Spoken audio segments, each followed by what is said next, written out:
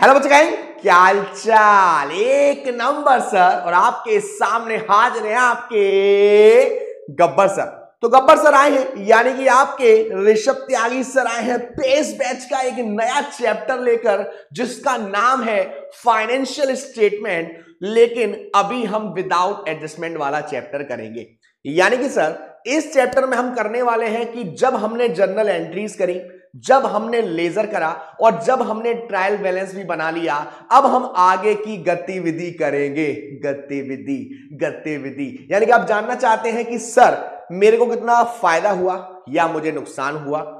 मेरी balance sheet बनाएंगे अब। यानी कि यहां पर आप देखेंगे कि सर जिससे बच्चों को लगता है डर, वो करेंगे आज। लेकिन मैं उससे आपको प्यार भी कराऊंगा बैलेंस शीट से, और बिल्कुल बेसिक से करेंगे। ठीक है, तो डरने का नहीं, टेंशन ना कोई एकदम। तो ये आज हमारी वीडियो के गोल होने वाले हैं। क्या क्या होने वाले हैं सर? आज हम जानेंगे हमारा फाइनेंशियल स्टेटमेंट क्या होता है, ट्रेडिंग अकाउंट्स का फॉर्मेट क्या होता है, क्लोजिंग एंट्रीज कैसे होती हैं, प्रॉफिट एंड लॉस कैसे बनता है, ट्रायल बैलेंस तो आपने देखा ही होगा, बैलेंस शीट कैसे बनती है, और बिल्कुल बेस से चलेंगे कि क्या है फाइनेंशियल स्टेटमेंट। देखो बेटा, सबसे पहली बात, financial statements refer to such statement which report the profitability and the financial position of the business at the end of accounting period. उम्मीद है मेरी पूरी गब्बर आर्मी अच्छे से जानती होगी कि बच्चा अपना अकाउंटिंग पीरियड 1 अप्रैल को शुरू होता है और 31 मार्च को खत्म होता है। हम लोग 1 जनवरी को खुशियां नहीं मनाते, 1 अप्रैल को मनाते हैं। तो क्या कह रहा है कि फाइनेंशियल स्टेटमेंट का मतलब है जो आप स्टेटमेंट्स बनाते हो, जो आपको बताता है कि बेटा आपको फायदा हुआ है, आपके बिजनेस की फाइनेंशियल पोजीशन अच्छी है, आपके पास इतनी एसेट्स है, आपके पास इतनी लायबिलिटीज है, वो हमारा फाइनेंशियल स्टेटमेंट आपको बताता है। The term financial statement includes at least 2 basic statement. जब आप फाइनेंशियल स्टेटमेंट बनाते हैं तो उसमें 2 बेसिक स्टेटमेंट आपको बनाने पड़ते हैं। पहला आपका इनकम स्टेटमेंट, यानी कि यहां पे आपको मालूम पड़ता है कि बिजनेस के जो हमने ऑपरेशंस किए, जो हमने एक्टिविटीज करी, उससे हमको प्रॉफिट जनरेट हुआ है या लॉस जनरेट हुआ है, जिसके लिए हम ट्रेडिंग अकाउंट और प्रॉफिट एंड लॉस बनाएंगे। इसके बाद बनाते हैं स्टेटमेंट ऑफ फाइनेंशियल पोजीशन, जिसके लिए बनाते हैं बैलेंस शीट, यानी कि हमारी कंपनी की उस समय तक की फाइनेंशियल पोजीशन कैसी है, कैसन बा। हम पूछते हैं कि तुम ठीक हो ना, तुम अच्छी हो ना, है ना, उसी तरीके से देखेंगे।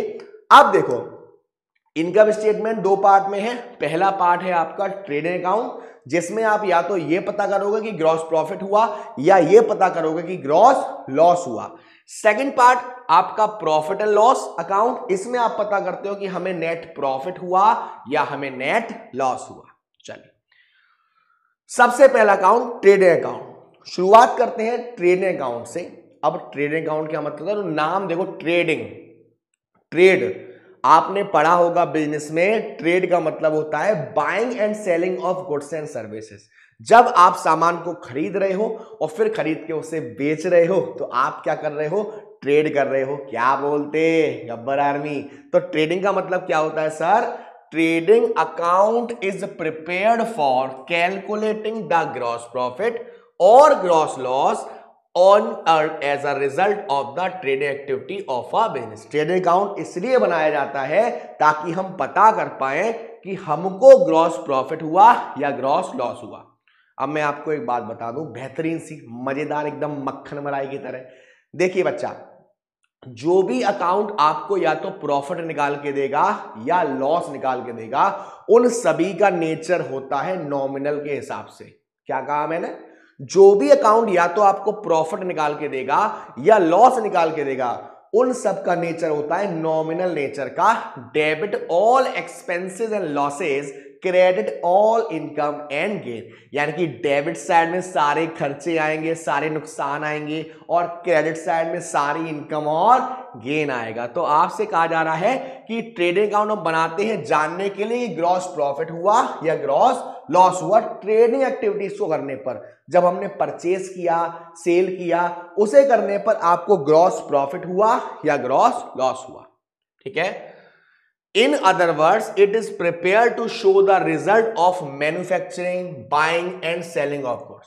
आपने किसी सामान को बनाया या खरीदा, खरीद के बेचा, इस पूरी एक्टिविटीज में आपको फायदा हुआ या नुकसान हुआ, ये आपको बताता है। If the amount of sale exceed the amount of purchase and the expense directly connected with such purchase, the difference is termed as gross profit. अगर सेल्स की वैल्यू ज्यादा है, परचेज की वैल्यू आपकी कम है, तो बचा हुआ जो पैसा है उसको हम कहते हैं ग्रॉस प्रॉफिट, और नहीं है, कम है, तो वो है हमारा ग्रॉस लॉस।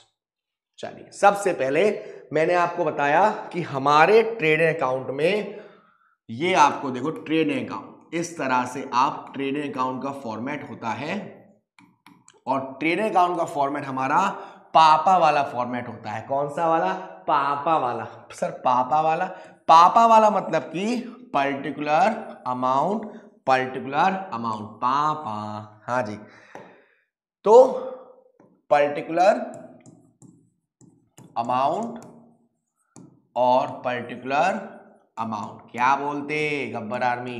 टेंशन नको, क्योंकि क्वेश्चन आपको बहुत इजी से आएगा, टेंशन नहीं लेनी। ये सी आर साइड है और ये डी आर साइड है, ठीक है। मैंने आपको बताया डी आर साइड में हम अपने सारे एक्सपेंसेस जो हमको हो रहे हैं वो डालने हैं, और सी आर साइड में हमको जो भी फायदे हो रहे हैं वो डालने हैं। अब इस ट्रेडिंग अकाउंट में सबसे पहले जब शुरुआत होगी आपके साल की 1 अप्रैल को, तो कुछ सामान ऐसा होगा जो पिछली साल हो सकता है सेल नहीं हुआ, वो 31 तारीख के लिए आपका स्टॉक है, क्लोजिंग स्टॉक, यानी कि साल की शुरुआत का जो आपका स्टॉक है वो ओपनिंग स्टॉक है, और साल के लास्ट का जो आपका स्टॉक है वो आपका क्लोजिंग स्टॉक है। तो 1 तारीख का जब आप ट्रेडिंग अकाउंट बना रहे हो, तब जब शुरुआत का जो स्टॉक था वो क्या है हमारा? Opening stock. सर हम उसको डेबिट साइड में डालते हैं, क्योंकि वो जो स्टॉक है वो किस पर्पस के लिए है? वो भी बेचने के पर्पस के लिए है। तो यहां पर to opening stock, to opening stock, चलिए, टू ओपनिंग स्टॉक। अब गब्बर आर्मी आप बताइए, बहुत ही खतरनाक क्वेश्चन पूछ रहा हूं आपसे, आपको नहीं आता, नहीं आता, मैं बता दे रहा हूं आपको। अगर ओपनिंग स्टॉक को डेबिट साइड में डाला है तो क्लोजिंग स्टॉक को कहां डालेंगे? सर क्रेडिट साइड में। याद करने का तरीका, सी से क्लोजिंग और सी से क्रेडिट, क्लोजिंग स्टॉक यहां डाल दिया। अब जरा देखते हैं क्या कह रहा है। ट्रेडिंग अकाउंट एक नॉमिनल अकाउंट है। हाँ चल अपने पापा को नहीं सिखाते। ट्रेडिंग अकाउंट एक नॉमिनल अकाउंट है, and all expenses which relate to either purchase और मैन्युफैक्चरिंग। अब यहां पर यह बात आपको ध्यान देने वाली है, ट्रेडिंग अकाउंट को और प्रॉफिट एंड लॉस अकाउंट को एक चीज अलग करती है, एक चीज की कीमत तुम क्या जानो महेश बाबू, नहीं महेश का नाम नहीं लेंगे, हाँ जी, एक चीज अलग करती है, वो है डायरेक्ट और indirect expenses. Direct expenses sir हमारे क्या होते हैं और इनडायरेक्ट एक्सपेंसेस हमारे क्या होते हैं? डायरेक्ट एक्सपेंस अगर आप अपनी बुक के हिसाब से जाओगे कि आपने सामान खरीदा, सामान को खरीद के ले गए आप गोदाम तक, और फिर आपने सामान को बेचा, इसके दौरान जो भी खर्चे हो रहे हैं वो हमारे डायरेक्ट एक्सपेंसेस हैं। हम अपने फंडे के हिसाब से समझेंगे वो सारे खर्चे जो आपको दिख रहा है कि अगर आपने इन खर्चों को नहीं करा तो आपके प्रोडक्शन पर इंपैक्ट पड़ेगा, वो हमारे कौन से खर्चे हैं? Direct expenses. और ऐसे खर्चे जिनको पेड ना करने पर आपके प्रोडक्शन पर कोई फर्क नहीं पड़ रहा है, वो हमारे इनडायरेक्ट एक्सपेंसेस। तो डायरेक्ट एक्सपेंसेस हमारे ट्रेडिंग अकाउंट में आते हैं, और क्योंकि ये एक्सपेंसेस हैं तो कहां आते हैं? डेबिट साइड में। और इनडायरेक्ट एक्सपेंस हमारे कहां आते हैं? प्रॉफिट एंड लॉस के डेबिट साइड में। चलिए, तो क्या कह रहा है आपसे? Items written on the debit side of trading account. कौन कौन सी चीजें हमारे ट्रेडिंग अकाउंट के डेबिट साइड में आएगा? सबसे पहले ओपनिंग स्टॉक। सर फटाफट से रंग चेंज कर लीजिए। ओपनिंग स्टॉक और पिंक कलर। चलिए, ओपनिंग स्टॉक या inventory, the stock of goods remaining unsold at the end of previous year is termed as the opening stock of the current year. मैंने आपको बताया था कि पिछली साल जो हमारा स्टॉक सोल्ड नहीं हुआ, बिका नहीं पिछली साल, अब वो इस नई साल का हमारा क्या है, ओपनिंग स्टॉक है। In other words the closing stock of the last year becomes the opening stock of the current year. पिछली साल का जो क्लोजिंग स्टॉक था, 31 मार्च का जो स्टॉक था, आने वाली साल का ओपनिंग स्टॉक बन जाएगा।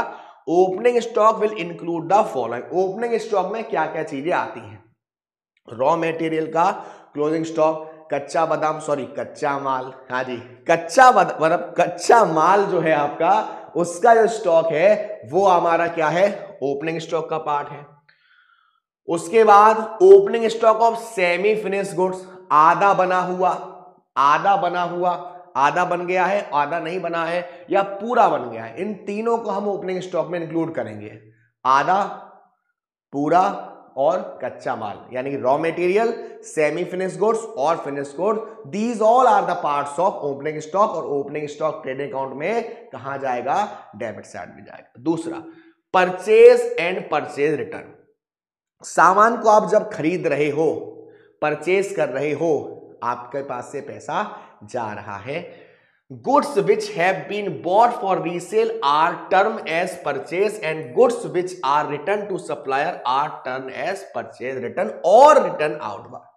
जो गुड्स आपने खरीदे हैं बेचने के पर्पज से लिए, जैसे ये मैंने चश्मा खरीदा है और ये मैं स्मार्टी भाई राजेश लग रहा हूं, तो मैंने ये गुड्स खरीदा लेकिन मेरा मोटिव था इस गुड्स को बेचने का, रीसेल करने का, तो मैं परचेज का यूज करता हूं। और जब मेरे पास से सामान वापस जा रहा है उसके पास जिससे मैंने खरीदा था, उसे मैं क्या कहता हूं, हमारा परचेज रिटर्न। दोबारा समझेंगे, मेरे पास से पैसा, मैंने पैसा दिया और सामान को खरीदा, परचेज का पार्ट है। और जब सामान को खरीदा तो मेरा पर्पस था कि मैं उस सामान को रीसेल करूंगा, मैं उस सामान को क्या करूंगा, बेचूंगा। तो मेरे लिए वो हमारा क्या है, हमारे लिए है वो परचेज। और आपने जब इस सामान को खरीदा है, और बेचना है तो हमारा सेल्स है। परचेज क्या है, क्यों किया है, क्योंकि आप इसे बेचोगे। अब परचेज किया हुआ सामान जब आप वापस कर रहे हो दुकानदार को, तो वो आपका परचेज रिटर्न है। लेकिन कभी कभी बच्चे परचेज रिटर्न की जगह दूसरा नाम आपको दिया होता है जिसको हम कहते हैं रिटर्न आउटवार्ड। अब आउटवार्ड का मतलब क्या है सर?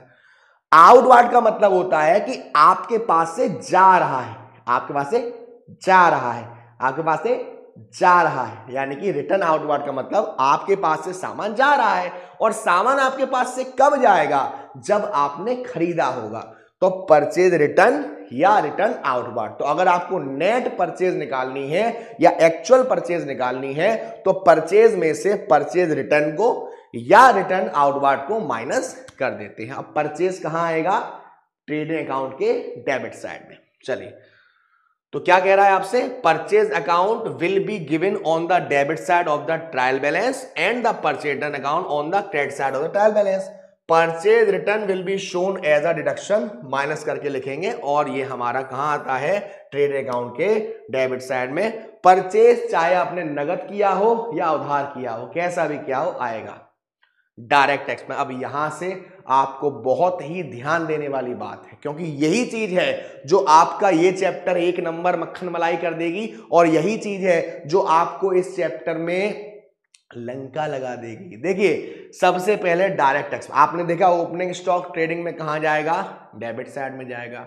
आपने देखा परचेज कहां जाएगा, डेबिट साइड में जाएगा। आपने देखा अगर रिटर्न आउटवर्ड दे रखा होगा या परचेज रिटर्न दे रखा होगा तो वो परचेज में से माइनस हो जाएगा। अब है डायरेक्ट एक्सपेंसेस। मैंने आपको बताया था कि ट्रेडिंग अकाउंट और प्रॉफिट एंड लॉस, इन दोनों को अगर अलग अलग कोई कर रहा है तो वो सिर्फ एक ही पर्सन है, डायरेक्ट एक्सपेंसेस और इनडायरेक्ट एक्सपेंसेस। अब डायरेक्ट एक्सपेंसेस क्या होते हैं सर? ऐसे खर्चे जिसका आपको सीधा दिख रहा है कि अगर मैंने इस खर्चे को पेड नहीं करा तो भाई साहब मेरा जो प्रोडक्शन हो रहा है, जो सामान बन रहा है, उस पर इंपैक्ट पड़ेगा। वो प्रोडक्शन नहीं हो पाएगा, कमियां रह जाएंगी। किससे? डायरेक्ट एक्सपेंसेस से। अब देखो डेफिनेशन क्या कह रही है, वो ये कहेगी कि आपने सामान को खरीदा और खरीद के ले गए गोदाम में, और गोदाम से लेके बेचने तक के जो भी खर्चे हो रहे हैं वो है हमारे डायरेक्ट एक्सपेंसेस। देखो क्या कह रहा है, all expenses incurred in purchasing the goods, bringing them to the godown and manufacturing of goods are called direct expenses।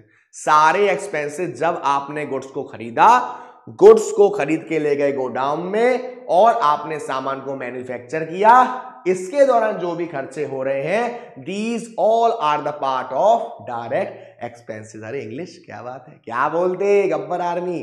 चलिए हाँ जी, लेक्चर को और आगे कंटिन्यू करने से पहले मैं आपसे एक पूछना चाहूंगा, अब तक जो भी चैप्टर आपके चल रहे हैं, हमने बीआरएस पढ़ा था, हमने डेप्रीशिएशन पढ़ा था, 1 नंबर समझ में आ रहा है बेटा आपको, मक्खन मलाई बेहतरीन तरीके से।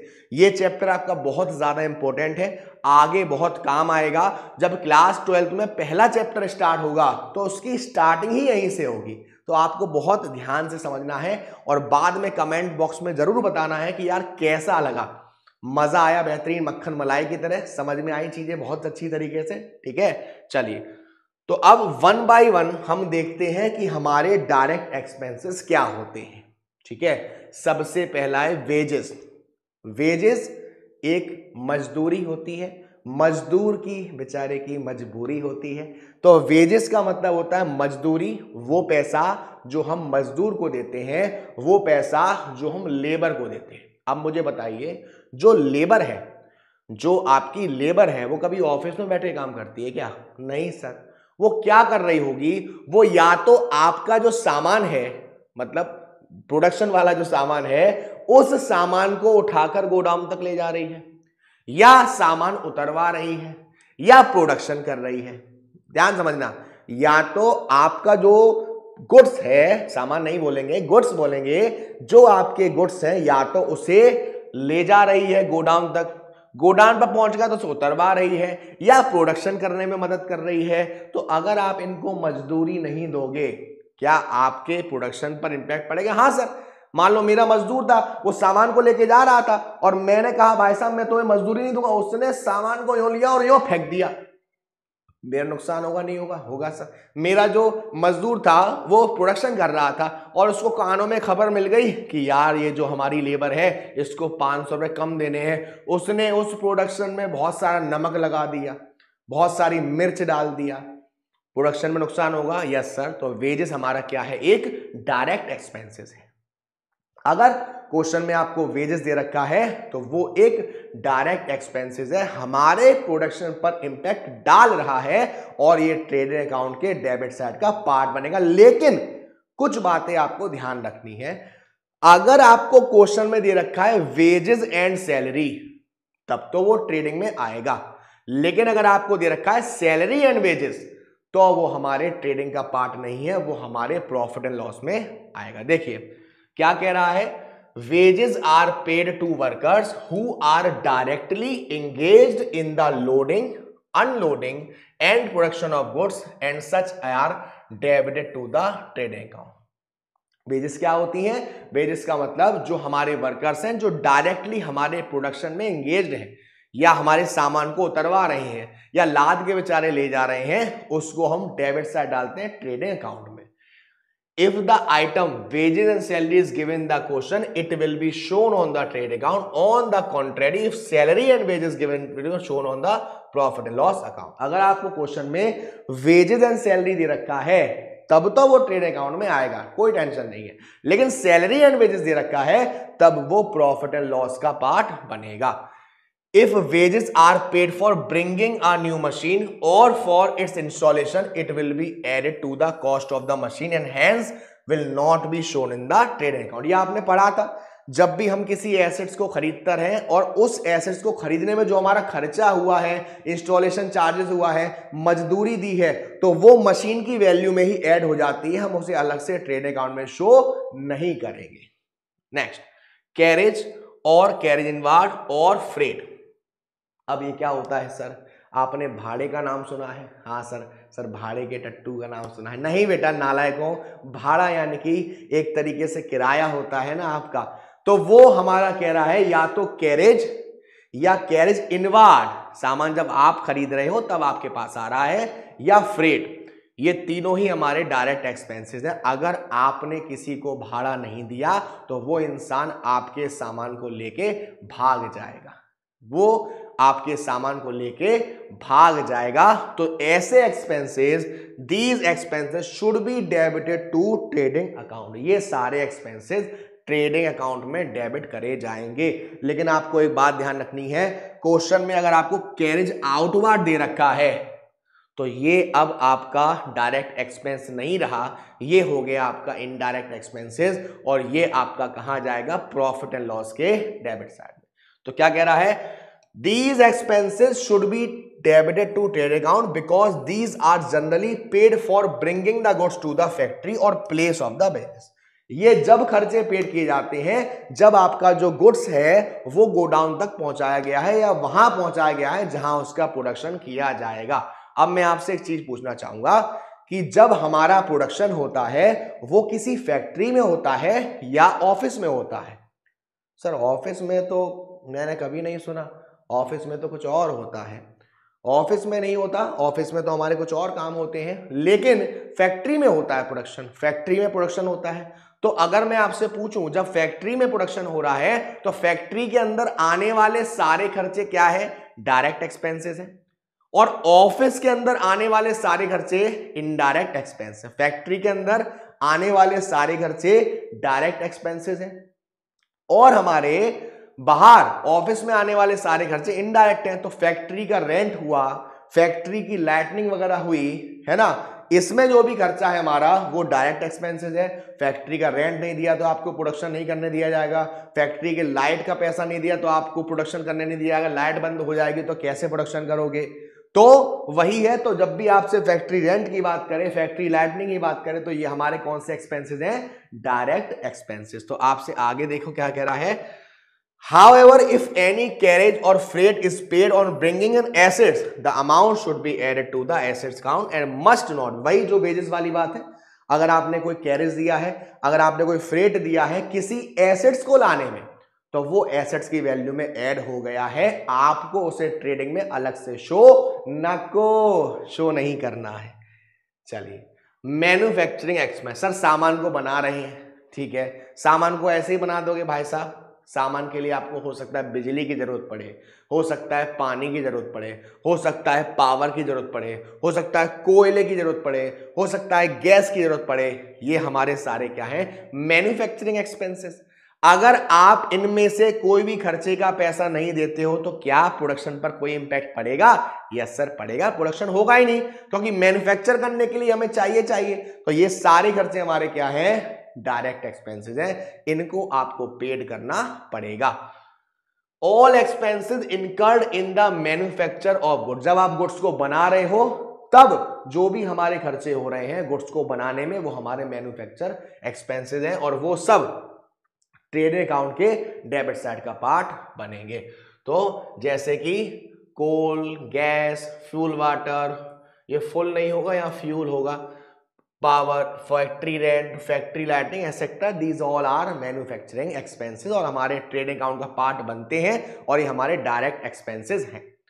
Stores consume, these are incurred to keep the machine in perfect working condition, हमारी जो मशीन होती है अगर आप उसमें हर समय मरम्मत नहीं करेंगे, उसका ध्यान नहीं रखेंगे, आपको मालूम है हम चीज़ों का ध्यान नहीं रखते हैं तो चीज़ें बेकार हो जाती हैं, कुछ रिश्तों का ध्यान नहीं रखते हैं तो रिश्तों में दूरियां आ जाती हैं, ठीक है ना। तो यहां पर भी जो हमारी मशीन है उसका समय समय पर उसे परफेक्ट कंडीशन में काम करते रहे तो हमें कुछ ना कुछ चीज़ों जरूरत पड़ती है, जैसे इंजन ऑयल है, कॉटन वेस्ट है, ऑयल ग्रीस है, ये भी हमारे किसका पार्ट है, स्टोर कंज्यूम डायरेक्ट एक्सपेंस से ट्रेड अकाउंट के डायरेक्ट में आएंगे डेबिट साइड। डॉग चार्जेस, अरे सर कुत्ते भी पालने पड़ेंगे क्या? नहीं रे नालायकों, ये डॉग चार्जेस वो नहीं है, ये डॉग चार्जेस सामान आ रहा है सा समुंदर पार से, कहां से आ रहा है, सा समुंदर पार से, जब आपका सामान शिप से आ रहा है। ओहो क्या बात है बेड़ू, सामान शिप से आ रेला है, क्या बात है, मस्त धंधा चल रहा है। तो जब सामान शिप से आ रहा है, तो जब आपका सामान शिप से आया तो आपको जो एक्सपेंसेस बियर करने पड़े वो हमारे क्या है, डॉक चार्जेस। अगर आपने खर्चा ये नहीं दिया तो आपका सामान वो फेंक देगा तालाब में, जाओ ढूंढ के लाओ। तो डॉक चार्जेस क्या होते हैं? These are the charges levied on ships and their cargo while entering or leaving docks. If dock charges are paid on import of goods, they are shown on the debit side of trade account. In the absence of specific instruction, these are debit to trade account. क्या कहा जा रहा है आपसे? कुछ नहीं बोला हो तो अभी ट्रेडिंग में आएगा, और आपने इंपोर्ट करने पर दिया है क्या, डॉक चार्जेस, तो अभी ट्रेडिंग में आएगा। उसके बाद आती है आपकी रॉयल्टी। रॉयल्टी का मतलब क्या होता है? जब मैंने अपनी किसी एसेट्स को, या मैंने अपनी किसी संपत्ति को, या मैंने अपने किसी अधिकार को आपको इस्तेमाल करने के लिए दे दिया है कि आप इस्तेमाल करिए। फॉर एग्जांपल आप बुक्स देखते होंगे, बुक्स जो आपकी होती हैं अलग अलग राइटर्स की होती हैं, और उसके जो पब्लिकेशंस होते हैं वो अलग अलग होते हैं। राइटर ने तो बुक एक बार लिख दी, अब पब्लिकेशन हर बार उसे छाप रहा है, जो भी नए चेंजेस आ रहे हैं वो राइटर चेंज कर रहा है। तो पर बुक की सेल पर मान लो 400 रुपए की अगर बुक बिक रही है तो उस पर कुछ पैसा उस पर भी जा रहा होगा जिसने उस बुक को लिखा है। ये हमारी कहलाती है रॉयल्टी। रॉयल्टी। तो अब यहां पर क्या हो रहा है कि किसी इंसान ने आपको प्रोडक्शन करने के लिए जगह दे दी, प्रोडक्शन करो। अब वहां पे वो आपसे रेंट नहीं ले रहा, वो आपसे रॉयल्टी ले रहा है। वो कह रहा है कि जितना भी आपका प्रोडक्शन होगा उस पर 2 रुपए के हिसाब से मेरे को रॉयल्टी चाहिए। अगर आपका 10,000 गुड्स का प्रोडक्शन हुआ तो 10,000 इंटू 2 20,000 की मुझे क्या चाहिए, रॉयल्टी चाहिए। अब ये रॉयल्टी नहीं दोगे तो वो आपको वर्क करने नहीं देगा। वो क्या कर देगा, गोली चल जाए, वो आपसे कह देगा कि काम नहीं करोगे तो गोली चल जाएगी, तो आपको वो पैसा भी देना पड़ेगा। तो ये सारे खर्चे हमारे क्या हैं, direct expenses.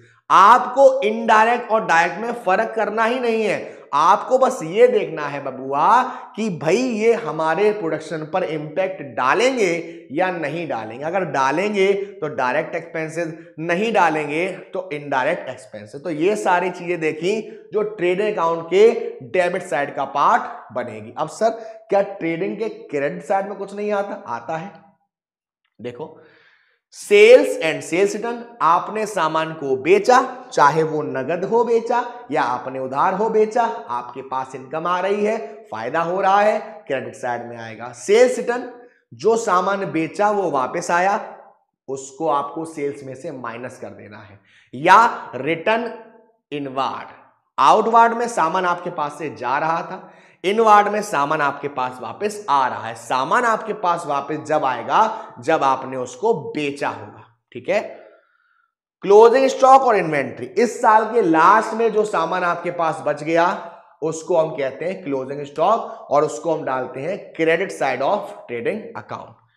The goods remaining unsold at the end of year is known as closing stock. वो गुड्स जो हमारे अभी ना बिके रह गए हैं उस साल के लास्ट में, उसे हम कहते हैं क्लोजिंग स्टॉक। उसकी वैल्यू या तो कॉस्ट प्राइस पर करी जाती है या रिलायजेबल वैल्यू पर। रिलायजेबल वैल्यू जितने की वो बिक रही है। फॉर एग्जांपल ये पेन है, इसकी कीमत है 15,000 रुपए, लेकिन ड्यू टू सम सर्कमस्टांसेस मैं इसे 12,000 रुपए की बेच रहा हूं। 12,000 में रिलायजेबल वैल्यू है, 15,000 जिसकी कॉस्ट है, दोनों में से जो कम है उसको मैं रिकॉर्ड करूंगा। अगर इसकी कॉस्ट 12,000 होती, बेच 15,000 में रहता, तो अभी मैं 12,000 रिकॉर्ड करता। तो कॉस्ट या रिलायजेबल वैल्यू दोनों में से जो कम होगा उसको हम क्लोजिंग स्टॉक लेंगे। It includes the closing stock of raw material, semi finished goods और फिनिश्ड गुड्स। ओपनिंग स्टॉक में भी रॉ मटेरियल का ओपनिंग स्टॉक आ रहा था, सेमी फिनिश्ड गुड्स आ रहा था और फिनिश्ड गुड्स आ रहा था। तो देखिए, normally the closing stock is given outside the trial balance. ज्यादातर आपको क्लोजिंग स्टॉक ट्रायल बैलेंस के बाहर दिया होगा। This is so because its valuation is made after the account have been close. इसका जो वैल्यूएशन है जब हमारा अकाउंट क्लोज हो जाएगा तब हम करते हैं। तो वही आपको दिखा रहा है कि ट्रेडिंग अकाउंट के क्रेडिट साइड में आता है। When the above entry is passed, the closing stock account is open. On the one hand, it will be posted to the credit side of the trading account, and on the other hand, will be shown on the asset side of the balance sheet. भाई जो हमारा closing stock होता है वो हमारा trading के credit side में जाता है और बैलेंस शीट में एसेट साइड में जाता है, ये आपको ध्यान रखना है। In order to complete the double entry, sometime the closing stock is given inside the trial balance. This will mean that the entry to incorporate the closing stock in the books has already been passed. It will imply that the closing stock must have been deducted out of purchase account. Hence, in such a case, closing stock will not be shown the trade account but will appear on the assets. अगर आपको कभी कभी trial balance के बाहर closing stock नहीं दे रखा, trial balance के अंदर ही दे रखा है, इसका मतलब उसकी ये जो एंट्री है ऑलरेडी पास हो चुकी है। हम इस एंट्री को अब पास नहीं करेंगे, हम सीधे पास करेंगे बैलेंस शीट में, एसेट्स में डालेंगे, ट्रेडिंग में क्रेडिट साइड में हम उसको ना ही डालेंगे। चलिए, तो ये आपकी सारी चीजें हो गई। डेबिट साइड में क्या डालेंगे, क्रेडिट साइड में क्या डालेंगे। अब बात करी जाए closing entry relating to trading account, क्या होता है। The preparation of the trading account required that the balance of all such accounts which are due to appear in the trading account are transferred to it. The entry required for such transaction. भाई purchase account कहां आता है। अब अगर आपको purchase return दे रखा है तो परचेज में से परचेज रिटर्न को माइनस किया जाएगा। Purchase return account is closed by transferring balance to purchase account. कैसे किया जाएगा भाई, परचेज डेबिट आता था और परचेज रिटर्न को अगर आपको ट्रांसफर करना है तो एंट्री क्या पास करेंगे, परचेज रिटर्न अकाउंट दिया टू परचेज। परचेज रिटर्न का पैसा कहां कर दिया, लेस परचेज में। सिमिलरली सेल्स का क्या हो जाएगा, हाँ जी, सेल्स अकाउंट दिया टू सेल्स रिटर्न, यानी परचेज को डेबिट करते थे तो यहां पर परचेज को क्रेडिट किया और जहां पर सेल्स को क्रेडिट करते थे सेल्स को डेबिट किया। अब ये सारी क्लोजिंग एंट्री है। क्लोजिंग एंट्री किसकी, डेबिट साइड में क्या क्या आता है, ओपनिंग स्टॉक आता है, purchase, wages, direct expenses, carriage, ये सारे हमारे क्या है, ओपनिंग स्टॉक, डायरेक्ट एक्सपेंस वगैरह जो हमारे ट्रेडिंग अकाउंट में डेबिट साइड में आते हैं। चलिए, तो डिंग डिंग डिंग, हाँ जी, ये क्लोजिंग एंट्री है जो क्रेडिट साइड में जाता है, तो ट्रेड अकाउंट हमारा कहाँ है, क्रेडिट साइड में। अच्छा बच्चों, एक चीज का थोड़ा ध्यान रखिएगा। देखो मैं आपको एक चीज बताऊं, बच्चे कंफ्यूज होते हैं जर्नल एंट्रीज में कि अगर कभी कभी जर्नल एंट्रीज बनाने के लिए आ जाए तो कैसे करेंगे। देखो, ट्रेडिंग अकाउंट के डेबिट में ओपनिंग स्टॉक आता है, यस सर। इसको करने के दो तरीके हैं। किस अकाउंट के डेबिट में आ रहा है सर, ट्रेडिंग अकाउंट के, तो एंट्री में ट्रेडिंग अकाउंट को क्या कर दो, डेबिट कर दो, ट्रेडिंग अकाउंट डेबिट, और क्या आ रहा है, ओपनिंग स्टॉक। एक तो ये तरीका है। दूसरा तरीका यह, ओपनिंग स्टॉक कहां आ रहा है, डेबिट में, एंट्री में उसे उल्टा क्रेडिट में कर दो। इस तरीके से आप एंट्री अच्छे से कर सकते हो। तो देखो ये है आपका पूरा प्रॉपर फॉर्मेट ट्रेडिंग अकाउंट का। बात करी जाए डेबिट साइड की तो ओपनिंग स्टॉक, परचेज, परचेज में से परचेज रिटर्न या return outward, wages, wages and salary, direct expenses, carriage हो या कैरेज इनवार्ड हो या कैरेज ऑन परचेज हो। कैरेज आउटवार्ड नहीं आएगा, कैरेज ऑन सेल्स नहीं आएगा, वो हमारा प्रॉफिट एंड लॉस का पार्ट है। Gas, fuel and power, freight and cartridge, manufacturing expenses. Credit में बात करी जाए तो सेल्स, क्लोजिंग स्टॉक। अब अगर क्रेडिट साइड ज्यादा है तो डेबिट साइड में हम डालते हैं ग्रॉस प्रॉफिट, और अगर डेबिट साइड ज्यादा है तो क्रेडिट साइड में डालते हैं ग्रॉस लॉस। ओके बॉस, चलिए अब ये आपके सामने एक क्वेश्चन है। अब इस क्वेश्चन को हम करते हैं, फॉर्मेट बनाते हैं ट्रेडिंग अकाउंट, ट्रेडिंग अकाउंट। चलिए, मैं जो जी रहा हूँ वजह तुम हो, वजह तुम हो। पर्टिकुलर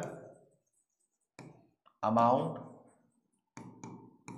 पर्टिकुलर अमाउंट, एक साइड हमारी सीआर साइड और एक साइड हमारी डीआर साइड, ठीक है। चलिए सबसे पहले एक बार रिपीट करेंगे, opening stock, purchase, direct expenses, manufacturing expenses सब यहां, सेल्स, क्लोजिंग स्टॉक सब यहां। चलिए अब क्वेश्चन देखते हैं।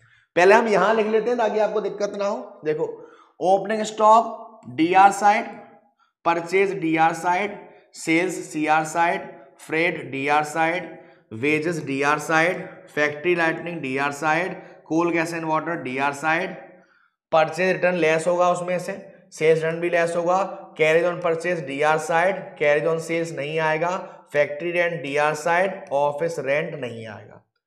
दोबारा देख लेते हैं, ओपनिंग स्टॉक डीआर करा, परचेज डीआर करा, सेल्स फायदा है सीआर में जाएगा, फिर डायरेक्ट एक्सपेंसेस है, वेजेस डायरेक्ट एक्सपेंसेस है, फैक्ट्री के खर्चे डायरेक्ट एक्सपेंसेस है, coal gas and water manufacturing expenses है, उसके बाद कैरेज ऑन परचेज आएगा, कैरेज ऑन सेल्स नहीं आएगा, फैक्ट्री का रेंट डायरेक्ट एक्सपेंसेस है और ऑफिस रेंट आपका इनडायरेक्ट एक्सपेंसेस है। अब आपको ट्रायल बैलेंस के बाहर क्लोजिंग स्टॉक दे रखा है 3 लाख का, तो आपको इसे ट्रेडिंग अकाउंट के क्रेडिट साइड में डालना है। चलिए तो अब इसको करता हूं मैं, to opening stock to purchase, तो टू ओपनिंग स्टॉक और to purchase less purchase return, less purchase return. कितना ओपनिंग स्टॉक है? 2 लाख 10 लाख, तो 2 लाख का ओपनिंग स्टॉक, 10 लाख का परचेज, और परचेज रिटर्न है आपका कितना? 60,000, 60,000,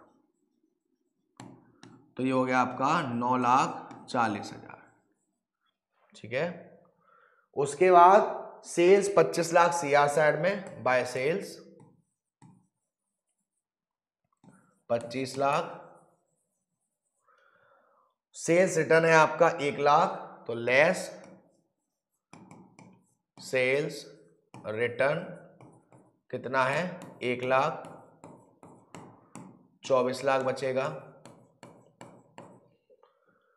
उसके बाद इधर हमारा फ्रेट दे रखा है 32,500, तो यहां डालेंगे टू फ्रेट, टू फ्रेट 32,500। उसके बाद wages factory lightning coal gas and water, तो to wages, to factory lightning और to coal gas and water, to coal gas and water. Amount कितना कितना है? वेजेस का है 1.5 लाख 54,000, 1.5 लाख 54,000, और कोल गैस एंड वाटर है 11,000, 11,000। उसके बाद इधर का हो गया, परचेज रिटर्न लेस कर दिया, सेल्स रिटर्न लेस कर दिया, कैरेज ऑन परचेज 40,000 है, कैरेज ऑन परचेज 40,000, तो टू कैरेज ऑन परचेज 40,000। उसके बाद सेल्स नहीं आएगा, फैक्ट्री रेंट है 2,20,000, तो factory rent, to factory rent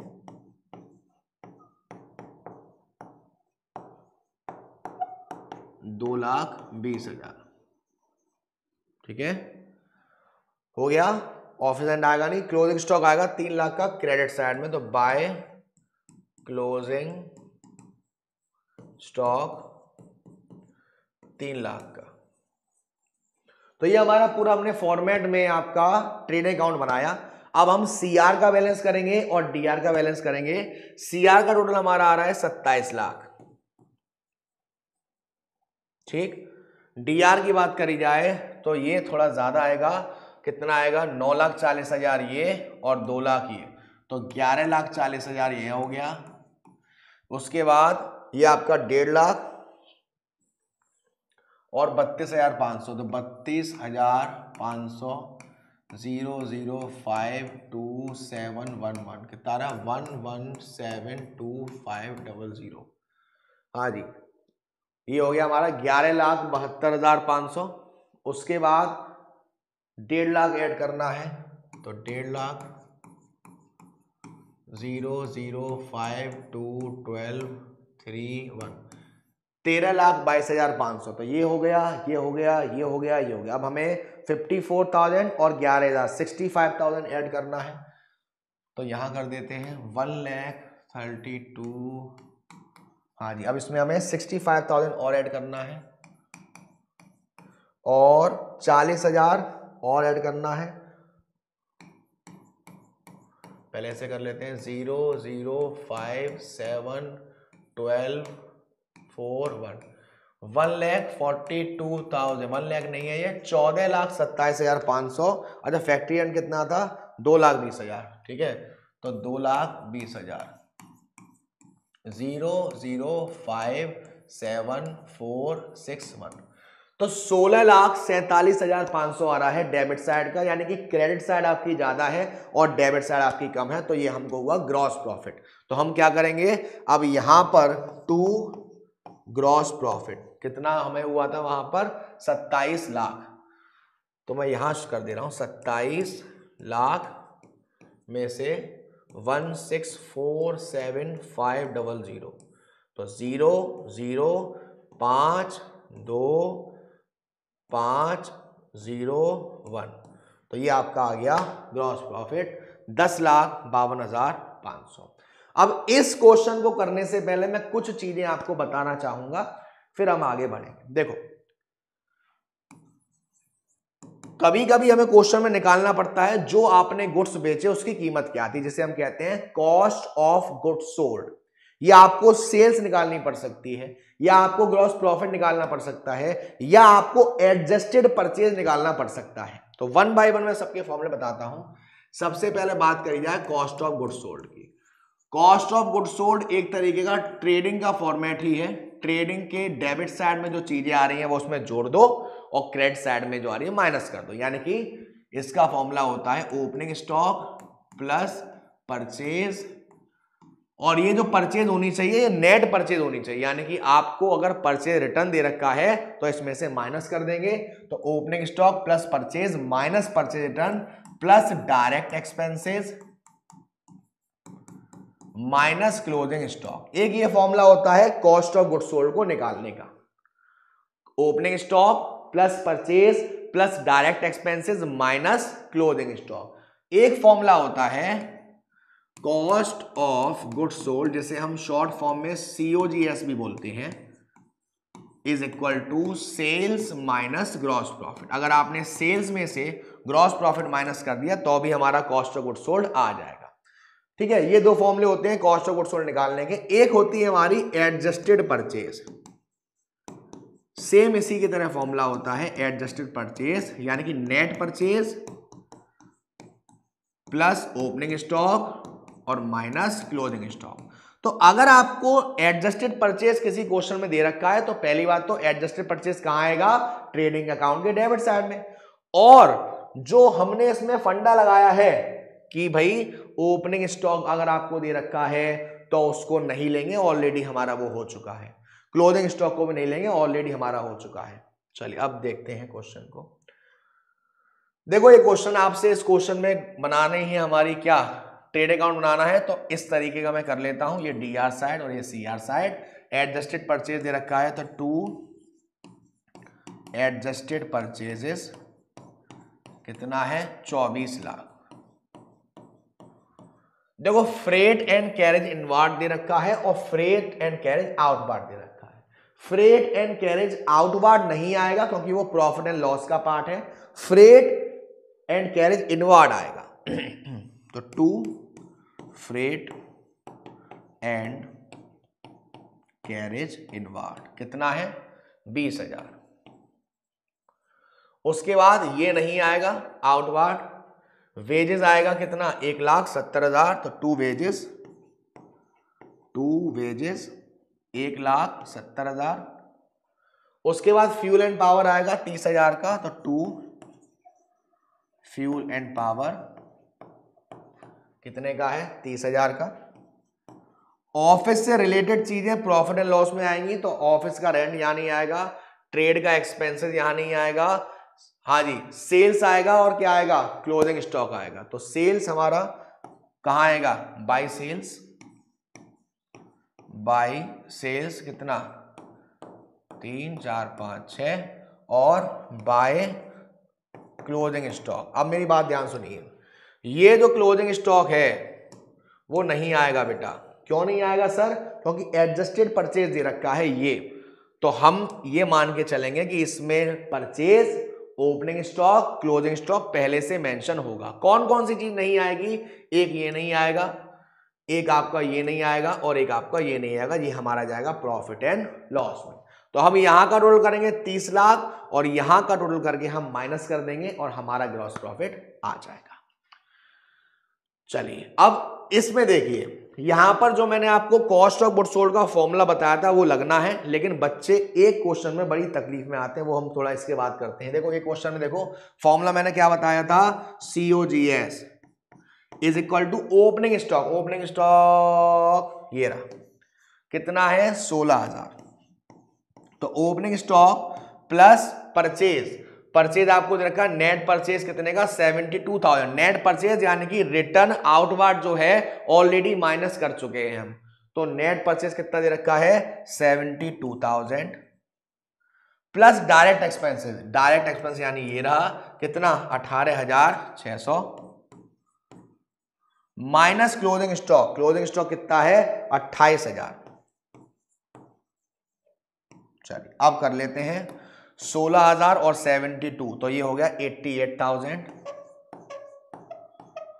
plus 18,600 और माइनस 28,000।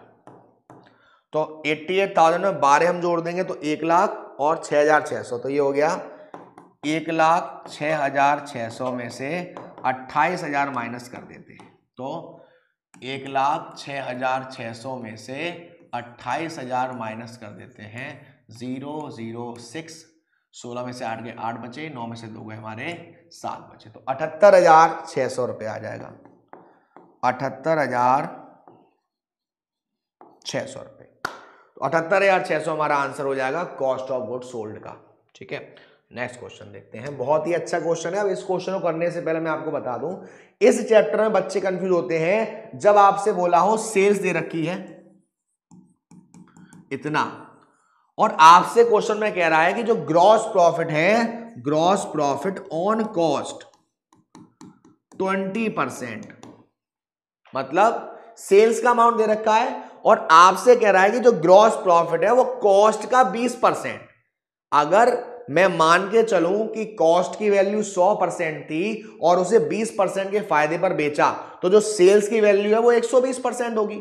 तो सेल्स की यहां जो वैल्यू है वो किसी चीज का 120% है और मुझे क्या निकालना है उसका 100%। तो सेल्स इंटू 100 अपॉन 120 करके मैं कॉस्ट ऑफ गुड्स सोल्ड की वैल्यू निकाल लूंगा। आपको कुछ भी रटाफिकेशन नहीं करना, सिर्फ कंसेप्ट पर ध्यान देना है। लेकिन सर अगर कॉस्ट की वैल्यू दे रखी हो और सेल्स बोल रहा हो, मतलब ऐसा होता कि ये जो वैल्यू होती वो कॉस्ट ऑफ गुड्स सोल्ड होता और आपसे कहता 20% ऑन सेल्स, यानी कि अगर 100 वैल्यू है सेल्स की तो 20% कम क्या दे रखी है कॉस्ट, तो इंटू 100 अपॉन 80 करके हम सेल्स की वैल्यू वहां पर निकाल लेते हैं। ठीक है, तो अब इस क्वेश्चन को देखेंगे क्या कह रहा है आपसे इस क्वेश्चन में। ये फंडा बहुत इंपॉर्टेंट था तो मैंने सोचा आपको समझा दिया जाए। देखिए total purchase during the year आपको दे रखा है 8 लाख, रिटर्न आउटवार्ड यानी कि परचेज रिटर्न है आपका 20,000, डायरेक्ट एक्सपेंसेस है 60,000। तो ये कितना हो गया 8 लाख में से 20,000 माइनस किया 7,80,000 और 60,000 8,40,000। तो हमारा गुड्स की वैल्यू कितनी थी 8,40,000।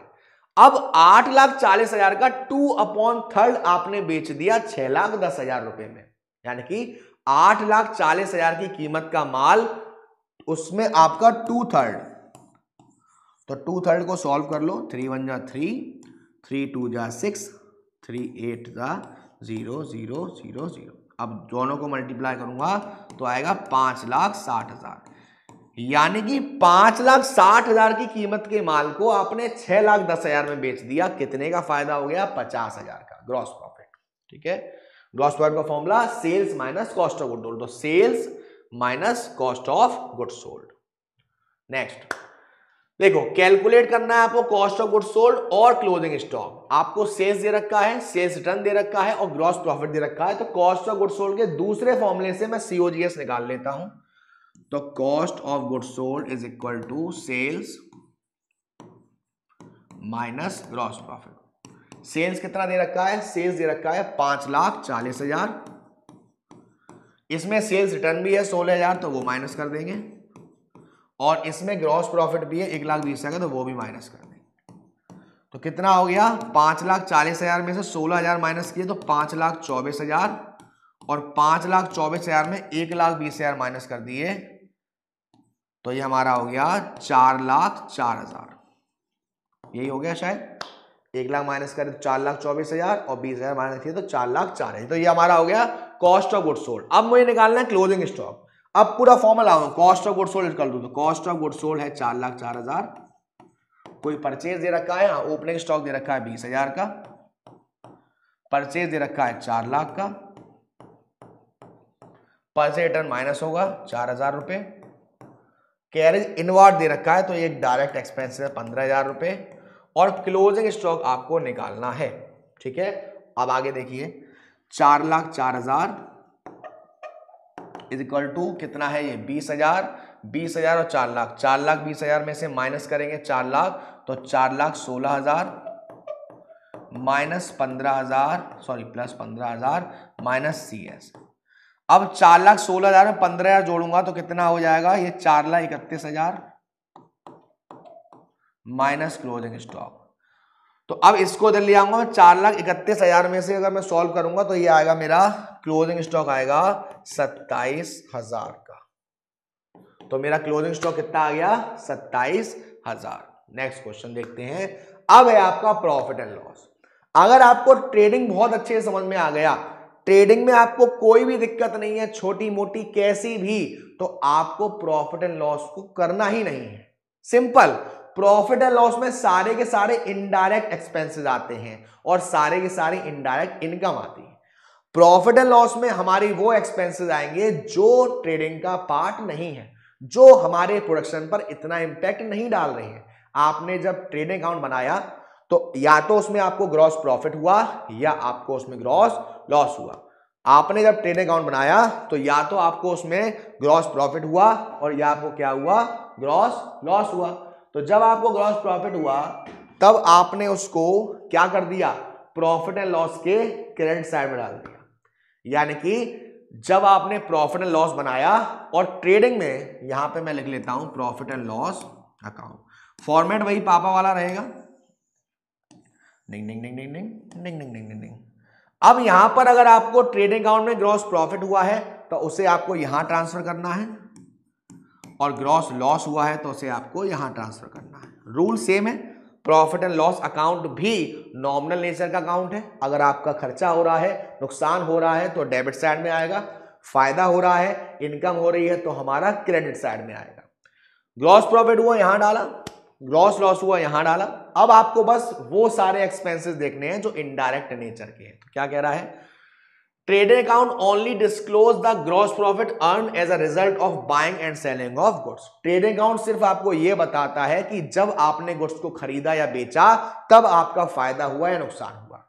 However a businessman has to incur a number of expenses which are not taken to trading account. जो हमारा बिजनेसमैन होता है उसे बहुत सारे खर्चे करने पड़ते हैं जो ट्रेडिंग अकाउंट में आपने शो ही नहीं करे। तो इसीलिए बिजनेसमैन जानना चाहता है कि अब सारे खर्चे करने के बाद मैं प्रॉफिट में हूं या नुकसान में हूं, उसके लिए मैं बनाता हूं प्रॉफिट एंड लॉस अकाउंट। तो कैसे प्रिपरेशन होती है, a profit and loss account is started with the amount of gross profit या ग्रॉस लॉस। ग्रॉस प्रॉफिट दे रखा है तो CR साइड में और वो DR साइड में, क्या लॉस DR साइड में और प्रॉफिट CR साइड में, वही आपको दे रखा है।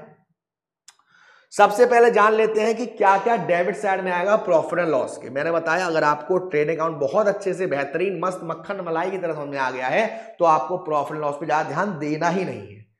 डेबिट साइड में अगर हमें ग्रॉस प्रॉफिट था तो क्रेडिट साइड में, और अगर ट्रेडिंग में ग्रॉस लॉस है तो डेबिट साइड में। तो ग्रॉस लॉस, अगर ट्रेडिंग अकाउंट में हमें ग्रॉस लॉस हुआ है तो प्रॉफिट एंड लॉस के हम कहां डालेंगे, डेबिट साइड में डालेंगे। चलिए, ऑफिस एंड एडमिनिस्ट्रेशन एक्सपेंसेस, ऐसे खर्चे जो हमारे ऑफिस से रिलेट चल रहे हैं या हमारा जो एडमिनिस्ट्रेशन है उससे रिलेटेड है। क्या इन खर्चों से हमारे प्रोडक्शन पर कोई इंपैक्ट पड़ रहा है, क्या मैंने अगर अपने एम्प्लॉयज को सैलरी दी तो वो प्रोडक्शन तो कर नहीं रहा, वो प्रोडक्शन के अलावा कोई काम कर रहा है। मैंने ऑफिस का रेंट दिया, मैंने ऑफिस की लाइटनिंग का पेमेंट किया, ऑफिस में प्रोडक्शन तो हो नहीं रहा था। ये सारे हमारे क्या है, इनडायरेक्ट एक्सपेंसेस हैं। तो सैलरी है एम्प्लॉयज की, रेंट है ऑफिस का, लाइटिंग है, पोस्टेज है, प्रिंटिंग है, लीगल चार्जेस है, ये सारे हमारे किसका पार्ट है, इनडायरेक्ट एक्सपेंस। और हेड है इसका ऑफिस एंड एडमिनिस्ट्रेटिव एक्सपेंसेस। बेच रहे हो या डिस्ट्रीब्यूशन कर रहे हो उसके दौरान जो खर्चा आ रहा है, आपने विज्ञापन करवाया, कमीशन दी, कैरेज आउटवार्ड, बैड डेट, ये सारी चीज हमारी इनडायरेक्ट एक्सपेंसेस है। मिसलेनियस एक्सपेंसेस जैसे कि इंटरेस्ट ऑन लोन, आपने लोन ले रखा था उस पर ब्याज दी, रिपेयर चार्जेस, डेप्रिशिएशन, चैरिटी, ये हमारे सारे क्या है, इनडायरेक्ट एक्सपेंसेस। ये हमारे प्रॉफिट एंड लॉस के डेबिट साइड में आएगा। सर क्या कुछ क्रेडिट साइड में भी आएगा? इसमें क्रेडिट साइड में बहुत कुछ आता है। जो भी हमारी इनकम है डायरेक्ट नहीं है, इनडायरेक्ट है। तो ग्रॉस प्रॉफिट हुआ, अगर आपको ट्रेड अकाउंट के डेबिट साइड में ग्रॉस प्रॉफिट था तो वो प्रॉफिट एंड लॉस के सीआर साइड में आएगा। तो पहले हम ग्रॉस प्रॉफिट को ट्रांसफर करेंगे, देन आपको क्लोजिंग एंट्री दे रखी है। इसका मैं पूरा एक बार फॉर्मेट दिखाता हूं आपको।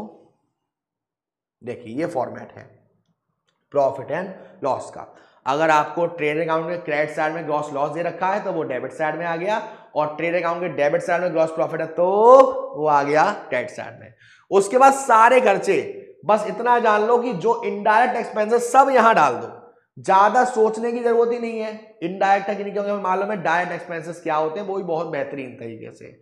अब सर यहां वो आएगा जो आपके लिए इनकम है। यहां बच्चों को दिक्कत आती डिस्काउंट में, यहां बच्चों को दिक्कत आती कमीशन में, कि सर अगर डिस्काउंट दे रखा है तो वो हम कैसे पता करेंगे कि वो हमारे लिए खर्चा है या फायदा है। देखो कभी कभी आपको डिस्काउंट के आगे सीआर लगा हुआ, यानी कि वो आपको मिल रहा है, आपके लिए फायदा है, क्रेडिट साइड में आएगा।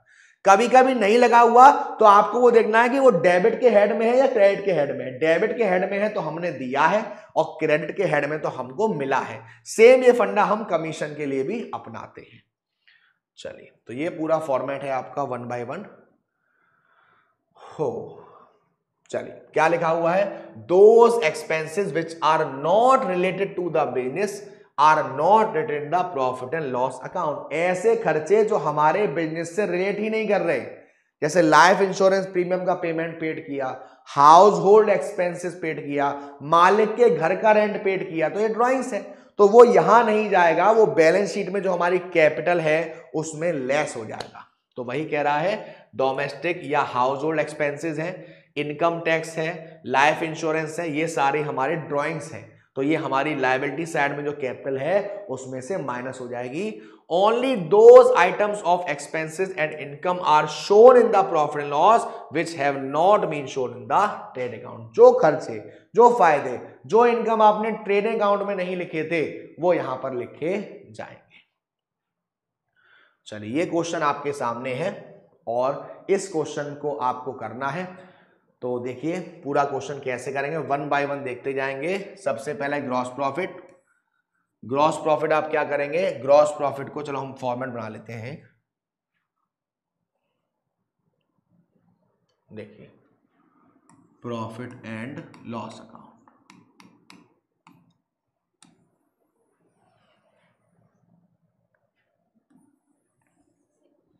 डिंग डिंग डिंग डिंग डिंग डिंग डिंग डिंग।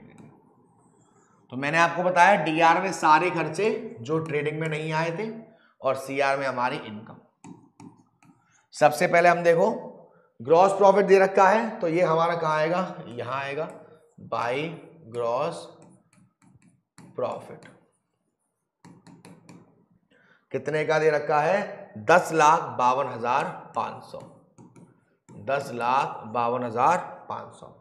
उसका trade expenses, to trade expenses, क्योंकि ये हमारा क्या है, इनडायरेक्ट एक्सपेंसेस है। तो ट्रेड एक्सपेंसेस पहले मैं यहां समझा दे रहा हूं बेटा। ट्रेड एक्सपेंसेस आएगा डीआर में, कैरेज ऑन सेल्स आएगा डीआर में, ऑफिस सैलरी आएगा डीआर में, पोस्टेज आएगा डीआर में, ऑफिस रेंट आएगा डीआर में, लीगल चार्जेस डीआर में, ऑडिट फीस डीआर में, डोनेशन डीआर में, सैलरी एक्सपेंसेस डीआर में, सेलिंग एक्सपेंसेस डीआर में, डिस्काउंट अलाउड हमने किया है डीआर में, लाइटनिंग डीआर में, कमीशन रिसीव्ड सीआर में, बैड डेब्ट्स डीआर में, डिस्काउंट के आगे सीआर लगा हुआ यानी ये भी सीआर में, इंटरेस्ट ऑन लोन, आपने किसी से लोन लिया था और अब आपने उसकी ब्याज दी तो आपके लिए भी ये खर्चा है डीआर में, स्टेबल एक्सपेंसेस डीआर में, एक्सपोर्ट ड्यूटी डीआर में, मिसलेनियस इनकम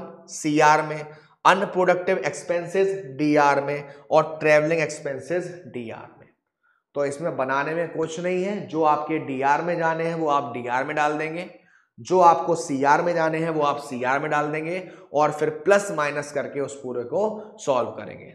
देखिए, तो मुझे नहीं लगता कि सिर्फ इस अकाउंट में आएगा, तब भी carriage on sales, office salary, postage, ठीक है। तो to carriage on sales, office salaries, office salary था या ऑफिस सैलरीज अलग था शायद, और एक ही था office salary, postage, office rent, legal charges. तो to postage, to office rent, to legal charges, to audit fees, donation, salary expenses और सेलिंग एक्सपेंसेस। चलिए, to audit fees, to donation, to selling expenses, to है वही दिल ने जिसे D R करा। Audit fees हो गया, डोनेशन हो गया और सेलिंग एक्सपेंस, सैलरी एक्सपेंसेस रह गया, सैलरी एक्सपेंसेस। तो टू सैलरी एक्सपेंसेस, ठीक है। उसके बाद ये हो गया, चल सब देखते हैं, ट्रेड एक्सपेंसेस, सेल्स, चलो ट्रेड एक्सपेंसेस, सेल्स, उसके बाद office salary, postage rent, office salary, postage rent, legal charges, audit fees, donation, legal charges, audit fee, donation, selling expenses, salary expenses, ठीक है। अब इधर देखते हैं, डिस्काउंट अलाउड, लाइटनिंग, ठीक है। तो to discount allowed, to lighting, ठीक है। उसके बाद कमीशन रिसीव्ड सीआर में, तो बाय कमीशन रिसीव्ड, उसके बाद बैड डेब्ट्स डीआर में, ठीक है ना। तो ये आप यहाँ पे अमाउंट डाल दोगे बेटा और यहां भी अमाउंट डाल दोगे, किस किस का, यहां क्या क्या और आना है, कमीशन रिसीव्ड आ गई, डिस्काउंट आना है और मिसलेनियस इनकम आना है, यहां पर डिस्काउंट और आना है तो बाय डिस्काउंट और बाय मिसलेनियस इनकम। उसके बाद आप सीआर का टोटल करोगे बेटा और सीआर के टोटल से डीआर के टोटल को माइनस कर दोगे और देखोगे कि यहां पर अब जब आएगा तो वो आएगा नेट प्रॉफिट या नेट लॉस। नेट प्रॉफिट आता है तो जब बैलेंस शीट बनाएंगे वहां पर कैपिटल में नेट प्रॉफिट को ऐड कर देंगे और नेट लॉस आता है तो जब बैलेंस शीट बनाएंगे वहां पर नेट लॉस को लेस कर देंगे, ठीक है। तो अब इसके बाद एक चीज और दे रखी है आपकी, ऑपरेटिंग प्रॉफिट और नेट प्रॉफिट। दो टाइप्स के प्रॉफिट है, ऑपरेटिंग प्रॉफिट और नेट प्रॉफिट। क्या कह रहा है, operating profit is the profit earn through normal operating activities of the business. जो हमारे बिजनेस की नॉर्मल एक्टिविटीज होती हैं उनको करने से हमें क्या मिलता है, operating profit. It is arrived at by deducting the operating expenses from gross profit. जो हमारा ग्रॉस प्रॉफिट है उसमें से जो हमारे ऑपरेटिंग एक्सपेंसेस हैं उसको माइनस कर दोगे तो आपका ऑपरेटिंग प्रॉफिट निकल आएगा। Expenses which are related to the main or normal activities of the business are called operating expenses। ऐसे खर्चे जो हमारे बिजनेस की मेन एक्टिविटी है वो हमारे कहलाते हैं operating expenses. They include office and administration expenses, जैसे कि सेलिंग है, डिस्ट्रीब्यूशन एक्सपेंसेस है, डिस्काउंट है, बैड डेब्ट्स है। ऑपरेटिंग प्रॉफिट को हम earning before interest and tax भी कहते हैं। अगर नेट प्रॉफिट की बात करी जाए तो अभी आपने निकाला था, net profit is arrived at by deducting operating as well as non operating, यानी कि ग्रॉस प्रॉफिट में से, चाहे वो ऑपरेटिंग हो या नॉन ऑपरेटिंग हो। तो अभी तक जो आप कर रहे थे वो आपके नॉन ऑपरेटिंग में भी थे और ऑपरेटिंग भी थे। उन सबसे माइनस करने के बाद जो बच रहा है वो हमारा किसका पार्ट है? नेट प्रॉफिट का। अब हम जिसके दर्शन करने वाले हैं, इसके दर्शन के लिए सब तरसते हैं। इसके दर्शन को देख के लोग कहते हैं so beautiful, so elegant, just looking like a wow. लेकिन इसको कहने से पहले हमें इस पर बहुत ज्यादा ध्यान देना पड़ता है। बैलेंस शीट, आपने ट्रेडिंग अकाउंट बनाया, आपने प्रॉफिट एंड लॉस अकाउंट भी बनाया। अब ये जो बनाया है अकाउंट, ये बिल्कुल सही है या नहीं, वो जब बैलेंस शीट मैच करेगी तब आप कहोगे दिल को करार आया, तुझ पे प्यार आया। कब? जब बैलेंस शीट की जो लायबिलिटी साइड है वो बराबर किसकी होगी? एसेट साइड के। लायबिलिटी के बराबर एसेट्स, लायबिलिटी के बराबर एसेट्स, तभी आपका यह जो अकाउंट है माना जाएगा एक नंबर। तो balance sheet after ascertaining the net profit और loss of the business enterprise, जब हम मालूम कर लेंगे कि हमको नेट प्रॉफिट हुआ या नेट लॉस हुआ, the businessman would also like to know the exact financial position of the business. Businessman जानना चाहता है कि अब मेरी फाइनेंशियल पोजीशन क्या है, कैसी है, कितना मेरे पास एसेट्स है, कितना मेरे पास लायबिलिटी है। For this purpose a statement is prepared which contain all the assets and liability. इस पर्पस के लिए वो एक स्टेटमेंट बनाता है जिसमें सारी एसेट्स और सारी लायबिलिटी को रखा जाता है। The statement is called balance sheet. उस स्टेटमेंट को हम कहते हैं balance sheet, because it is a sheet of balance of ledger account which are still open after the transfer of all nominal account. जो हमने ट्रेडिंग में transfer किया, हमने प्रॉफिट लॉस में ट्रांसफर किया। Balance of all the personal and real account are grouped as assets and liability. Liability are shown on left hand side और balance sheet में asset side, credit side, right hand side. हमने 3 account बनाए थे, personal, real और nominal. Nominal account का treatment हमने कर दिया ट्रेडिंग अकाउंट में और प्रॉफिट लॉस अकाउंट में। अब जो पर्सनल अकाउंट बचा है, जो रियल अकाउंट बचा है, उसके लिए हम क्या बना रहे हैं? Balance sheet. बैलेंस शीट के लेफ्ट हैंड साइड में L for liability, L for liability और L for left hand side. Assets हमारा राइट हैंड साइड। तो अगर मैं यूं खड़ा हुआ हूं तो मेरा जो ये साइड है वो लेफ्ट हैंड साइड है और ये साइड है वो राइट हैंड साइड है। तो ये साइड हमारी लायबिलिटी और ये साइड हमारी एसेट। अब आपको ये जानना बहुत जरूरी है, आई नो आपने बिल्कुल शुरुआत के चैप्टर में पढ़ा होगा कि व्हाट आर द एसेट्स और व्हाट आर द लायबिलिटीज। दोबारा समझते हैं। लायबिलिटीज देखो मैंने यहां लिखा, लायबिलिटीज मैंने यहां लिखा और एसेट्स मैंने यहां लिखा। चलिए, लायबिलिटीज का मतलब होता है वो चीज जो आपने किसी दूसरे से ली है। आप पर किसी चीज का ऑब्लिगेशन है, आपको किसी चीज का पैसा पेड करना है। आप कह सकते हो दूसरे के पापा जी का जो माल है वो हमारी लायबिलिटीज है और हमारे पापा जी का जो माल है वो हमारी एसेट्स है। तो आपने शुरुआत में पढ़ा था कि बिजनेस में जब बिजनेस स्टार्ट होता है, मालिक जो पैसा लगाता है उसको हम कैपिटल का नाम दे रहे थे। जब जर्नल वाले चैप्टर में एंट्री कर रहे थे, business started with cash, entry कर रहे थे cash account debit to capital account. Capital का मतलब क्या आता कि भले ही पैसा मालिक का है लेकिन बिजनेस उसे एक इंटरनल लायबिलिटी के रूप में देख रहा था। तो वो लायबिलिटी यानी कर्जा, जो भी पैसा है, जो भी ऑब्लिगेशन है, जो भी जिम्मेदारी है दूसरे की हमारे ऊपर, वो हमारे लिए एक लायबिलिटीज है। तो कैपिटल सबसे पहले आएगा लायबिलिटीज में। ये कैपिटल क्या है? ये मालिक के द्वारा लगाया गया पैसा है जिसको हम एक लायबिलिटी मान रहे हैं, इंटरनल लायबिलिटी। इस कैपिटल में अगर हमें ट्रेडिंग अकाउंट के बाद जो प्रॉफिट लॉस है उसमें नेट प्रॉफिट हुआ है तो वो उसमें ऐड हो जाएगा और लॉस हुआ है तो वो इसमें लेस हो जाएगा।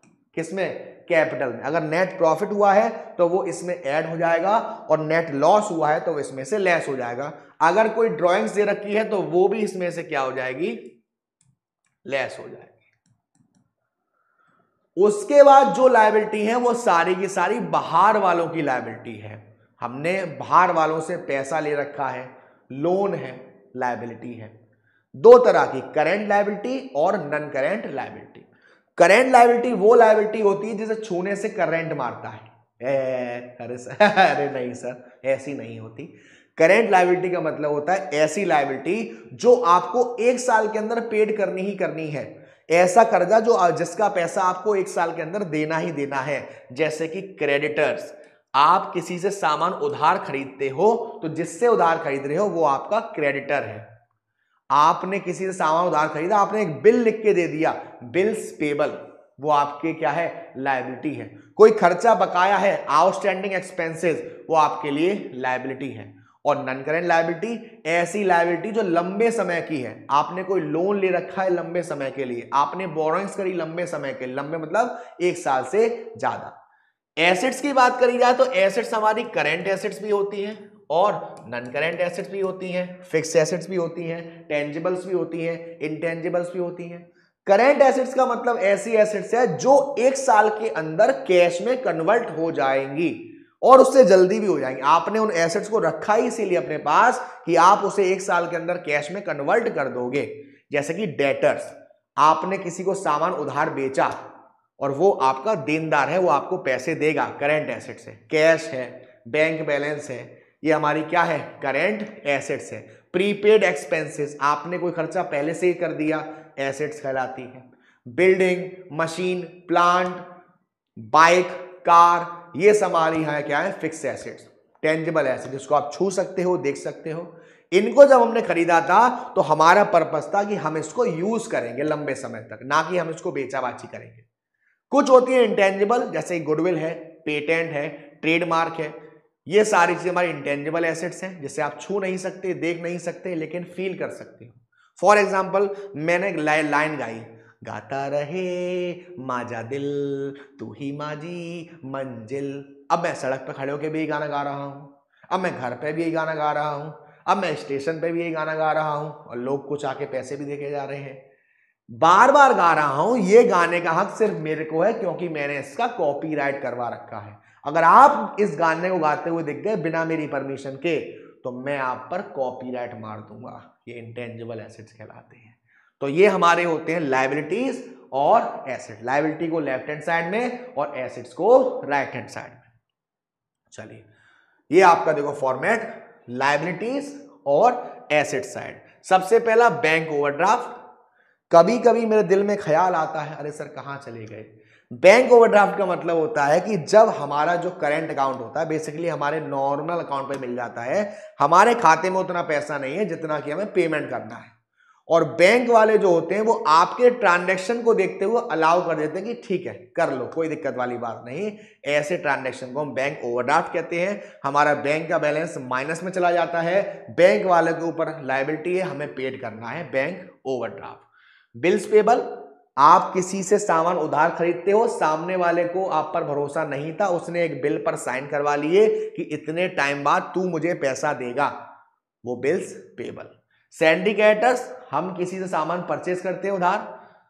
आउटस्टैंडिंग एक्सपेंसेस, कोई ऐसा खर्चा है जो आपको अप्रैल में देना था, मई आ गई, जून आ गई, जुलाई आ गई, अभी तक आपने पेड नहीं करा। अनअर्न्ड इनकम, ऐसी इनकम जो आपको मेहनत करके नहीं कमाई है। नॉन करेंट लायबिलिटी, लंबे समय के लोन। रिजर्व है। कैपिटल में नेट प्रॉफिट ऐड करेंगे, ड्राइंग्स लेस करेंगे, इनकम टैक्स लेस करेंगे, LIC, यानी कि जो भी ड्राइंग्स का पार्ट है वो सबको लेस करेंगे। एसेट साइड में देखो, कैश इन हैंड, बैंक में पैसा हो, यहां BP था, जिसको पेड करना है उसके पास वो BR है, कम समय के लिए इन्वेस्टमेंट है, जिससे आपने सामान बेचा है, सैंडी डेटर्स है, क्लोजिंग स्टॉक है, प्रीपेड एक्सपेंसेस है, एक्रूड इनकम है, कमा ली लेकिन अभी मिली नहीं है, फर्नीचर, लूज टूल्स, व्हीकल्स, ये सारी चीजें रखी हैं आपको। तो अब एक प्रॉपर क्वेश्चन करते हैं पूरा, जिसमें आपको ट्रेडिंग भी बनानी हो, जिसमें आपको प्रॉफिट एंड लॉस भी बनाना हो, और जिसमें आपको बैलेंस शीट भी बनानी हो, और लेकर नाम, और देखते हैं कैसा होगा काम। तो चलिए, वैसे तो मैं आपको सलाह ये दूंगा कि जब भी आप ऐसा पूरा क्वेश्चन करोगे जिसमें आप ट्रेडिंग अकाउंट को, प्रॉफिट एंड लॉस अकाउंट को और बैलेंस शीट को बना रहे होंगे, तो मेरी एडवाइस यही रहेगी कि आप तीनों का फॉर्मेट बना लो और एक साथ कर लो, ठीक है ना। तो मैं भी आप लोगों के साथ वही करूंगा। यहां पर 1 2 3, चलिए, तो यहां पर तीसरे में मैं बनाता हूं बैलेंस शीट का फॉर्मेट। बैलेंस शीट का फॉर्मेट, ताकि जो जो चीज जहां जहां आनी है वो वहीं जाए। यहां पर हम बना लेते हैं बैलेंस शीट का format, liabilities amount, assets amount. क्या बोलते गब्बर आर्मी? चलिए, तो लायबिलिटीज अमाउंट, एसेट्स अमाउंट, टिंग टिंग टिंग टिंग टिंग टिंग टिंग टिंग टिंग टिंग टिंग टिंग। चलिए, तो जो जो चीज जहां जहां आती है वो वहां वहां करते जाएंगे। ट्रेडिंग और प्रॉफिट एंड लॉस अकाउंट दोनों साथ में बनते हैं बेटा, तो trading and profit and loss account, और मेरे हिसाब से नेक्स्ट पेज पर हमारा बन जाएगा प्रॉफिट एंड लॉस, ताकि हम हर ट्रीटमेंट को अलग अलग करते जाएंगे, हर ट्रीटमेंट को अलग अलग करते जाएंगे। यहां पर हमारा बन जाएगा प्रॉफिट एंड लॉस अकाउंट। चलिए स्टार्ट करते हैं। सबसे पहले आपसे दे रखा है ओपनिंग स्टॉक। आप लोग जानते हैं, पहले मैं क्लियर कर दे रहा हूं कि कौन सी चीज कहां आएगी और लिख दे रहे हैं ताकि कोई दिक्कत ना हो।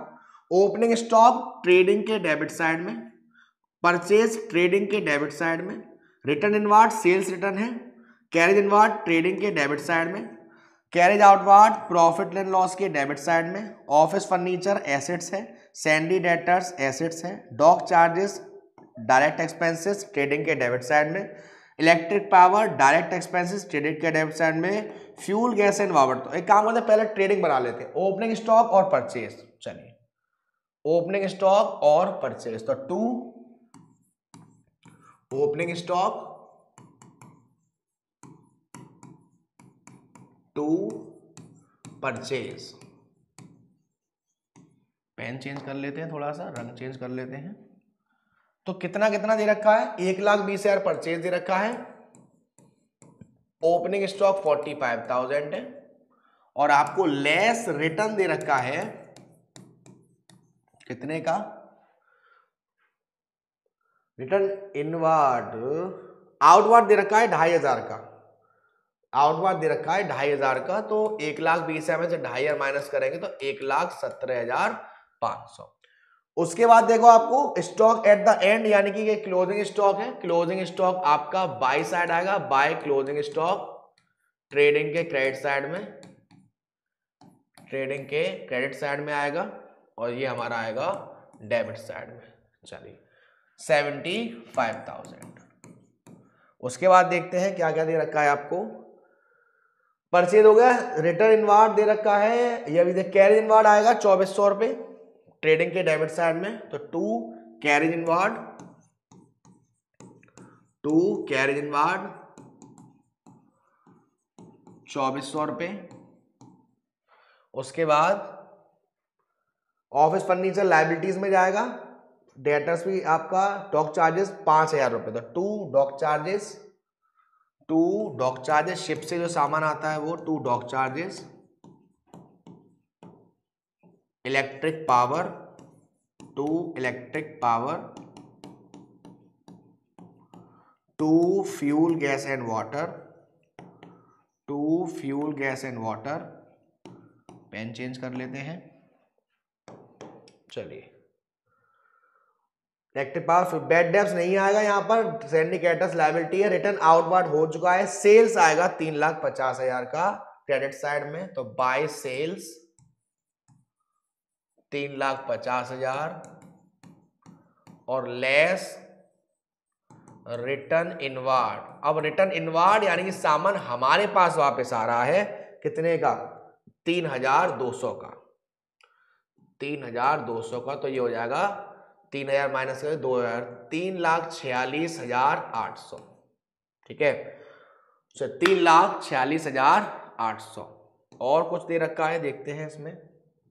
सेल्स हो गया, capital liability, loan from bank, discount receive commission यहाँ नहीं आएगा, एडवर्टाइजमेंट नहीं आएगा, salary, cash in hand, cash and bank, motor vehicles, यहाँ इंटरेस्ट यहाँ नहीं आएगा। इसका तो हो गया। ट्रेड अकाउंट का हो गया, टोटल कर लेते हैं। हाँ, डॉक चार्जेस, इलेक्ट्रिक पावर और फ्यूल गैस एंड वाटर का अमाउंट। डॉक चार्जेस 5,000 के, डॉक चार्जेस 5,000 के, फ्यूल इलेक्ट्रिक पावर 10,000 और ये 12,000, 10,000 और ये आपका 12,000। अब टोटल कर लेते हैं। ये आपका 75,000, 3,46,800 और 75,000, 0081521 42180 421,800 421,800 दोबारा देख लेते हैं 0081521 ठीक है 4218। अब इधर का टोटल कर लेते हैं 45,000 1,17,500 और 45,000 0052456 1,62,500 इन दोनों का 1,62,500। अब उसके बाद ये आपका 5,000 ये 15,000 और ये 12,000 15,000 और 12 27,000 तो 1,62,500 1,62,500 ये दोनों हो गया हमारा। अब इसमें 2,400 जोड़ दो 5,000 नहीं 2,400 जोड़ो बस 009,416। अब इसमें जोड़ दो 15,000 और 12,000 27,000 जोड़ दो तो 009,70411 1 कैरी 709 और 1 तो 191900 आ गया 191900 इधर का टोटल आ रहा है। अब इसको माइनस कर दो 421,800 में से 191900 तो 0 18 में से 9 गए 9 बचे यहाँ 0 10 में से 1 गए 9 बचे। अब यहाँ पर 1 11 में से 9 गए 2 बचे और यहाँ पर 3 में से गए 2 बचे 229900 229900 आया ग्रॉस प्रॉफिट 229900 ये आपका क्या है ग्रॉस प्रॉफिट। तो ये तो हमारा बना ट्रेडिंग अकाउंट। अब इस ट्रेडिंग अकाउंट से हम लोग बनाएंगे प्रॉफिट एंड लॉस अकाउंट। तो पहले ग्रॉस प्रॉफिट को ट्रांसफर करेंगे बाय ग्रॉस प्रॉफिट 229900 यही है ना ठीक है। अब देखिए क्या क्या दे रखा है हमारा प्रॉफिट लॉस का। ओपनिंग स्टॉक हो गया परचेज हो गया रिटर्न इनवार्ड हो गया कैरेज इनवार्ड हो गया कैरेज आउटवार्ड 1500 ठीक है कैरेज आउटवार्ड 1500 तो 2 कैरेज आउटवार्ड 1500 और क्या दे रखा है आपको कैरेज आउटवार्ड हो गया फर्नीचर नहीं आएगा डेटर नहीं आएगा डॉग चार्ज नहीं आएगा electric power fuel gas and water bad debts आएंगे 1100 रुपए के क्योंकि इनडायरेक्ट है ये बैड डेब्ट्स 1100 रुपए तो 2 बैड डेब्ट्स 1100 रुपए। उसके बाद इधर हो गया कैटर्स नहीं आएगा आउटवर्ड नहीं आएगा सेल्स नहीं आएगा कैपिटल नहीं आएगा लोन फ्रॉम बैंक नहीं आएगा डिस्काउंट रिसीव फायदा है कमीशन फायदा है तो ये हमारे प्रॉफिट लॉस है कैट साइड में आएगा तो डिस्काउंट बाय डिस्काउंट रिसीव्ड और बाय कमीशन मेरे ख्याल से 2000 है और 1600 है 2000 है और 1600 है तो ये आपका 2000 और 1600 ठीक है हो गया कोई दिक्कत यहाँ तक नहीं है नहीं ठीक है। अब ये एडवर्टाइजमेंट सैलरी ये भी हमारे प्रॉफिट लॉस के डेबिट साइड में आएगा ये एसेट्स है ये भी हमारा आएगा प्रॉफिट लॉस के डेबिट साइड में। इंटरेस्ट ऑन बैंक लोन हमने बैंक से लोन लिया उसकी ब्याज दी ये भी आएगा रेंट एंड इंश्योरेंस भी आएगा ये हमारा ड्राइंग से ये नहीं आएगा। तो एडवर्टाइजमेंट सैलरी मोटर रिपेयर्स तो ठीक है तो 2 एडवर्टाइजमेंट 2 सैलरी 2 मोटर रिपेयर्स